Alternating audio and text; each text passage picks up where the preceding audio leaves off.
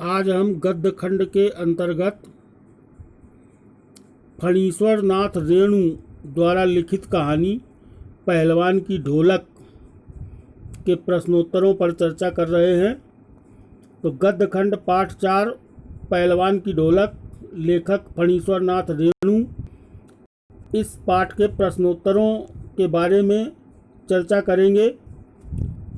पहला प्रश्न है, कुश्ती के समय ढोल की आवाज़ और लुट्टन के दांव पेच में क्या तालमेल था?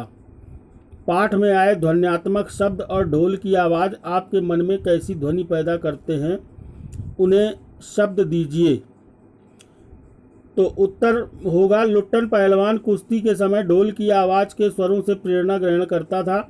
जैसे ढोल बोलता था, धाक धिना तिरकट तिना, चटाक चटदा, धिना धिना धिक धिना। इसका अर्थ हुआ दांव काटो, बाहर हो जाओ, उठा के पटक दे, उठा के पटक दे, धिन धिना चित्त करो, चित्त करो। चित्त करना माने जमीन पर पीठ के बल गिरा देना। इस प्रकार के शब्द व्यक्ति में उत्साह भर देते हैं तथा उसमें अप्रत्याशित रूप से कार्य करने की इच्छा उत्पन्न हो जाती है। दूसरा प्रश्न है, कहानी के किस किस मोड़ पर लुट्टन के जीवन में क्या क्या परिवर्तन आए? तो उत्तर होगा, लुट्टन के बचपन में ही उसके माता पिता की मृत्यु हो गई। उसके बाद उसकी सास ने उसका लालन पालन किया। उसने गांव वालों से अपनी सास की तकलीफ़ का बदला लेने के लिए कसरत करनी शुरू कर दी। इसी के बल पर उसने चांद सिंह को हराकर राज पहलवान की उपाधि प्राप्त की। 15 साल तक राज पहलवान बने रहने के बाद वह और उसके पुत्र काल के ग्रास बन गए। राजा का जब सत्ता परिवर्तन हुआ तो राजा की मृत्यु के बाद जो राजकुमार आया उसने राजगद्दी संभाली और लुट्टन को राज पहलवान के पद से हटा दिया गया और उसकी नौकरी ख़त्म हो गई। और उसके बाद वो और उसके दोनों बेटे राजमहल से निकल करके वापस अपने गांव में एक झोपड़ी बनाकर रहने लगे।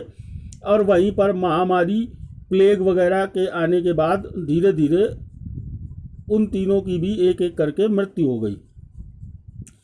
तीसरा प्रश्न है, लुट्टन पहलवान ने ऐसा क्यों कहा होगा कि मेरा गुरु कोई पहलवान नहीं, यही ढोल है? तो उत्तर होगा, लुट्टन पहलवान ने बचपन से ही कसरत करना शुरू कर दी थी। उसने किसी भी गुरु से पहलवानी या कसरत की शिक्षा नहीं ली थी, अतः उसे किसी को भी अपना गुरु नहीं माना था और ना ही उसने किसी से कुश्ती के दांव पेच सीखे थे। वह अपनी शक्ति और दांव पेच की परीक्षा ढोलक की आवाज़ के आधार पर करता था। ढोल की आवाज़ उसके शरीर में उमंग व स्फूर्ति भर देती थी। वह अखाड़े में उतरने से पहले ढोल को प्रणाम करता था, क्योंकि उसने अपने गुरु का स्थान ढोल को दे दिया था, अर्थात ढोल को ही वो अपना गुरु मानता था। और ढोल की आवाज़ को अपने हिसाब से उनका दिशा निर्देश समझकर गुरु के आदेश की तरह ढोल की आवाज़ के निर्देशों का ही पालन करके कुश्ती जीतता था।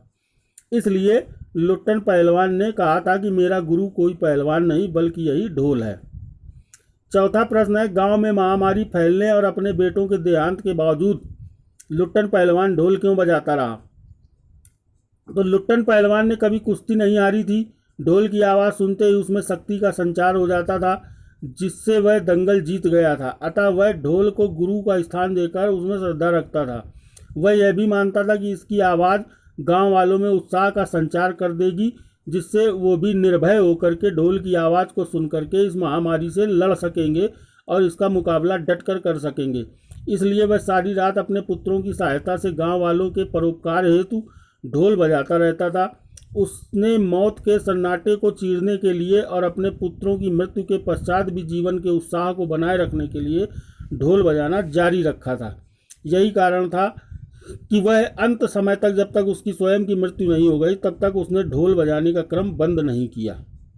इन प्रश्नों के उत्तरों को आप अपनी पाठ्य पुस्तक अभ्यास पुस्तिका में लिख लेंगे और इनको तैयार करेंगे।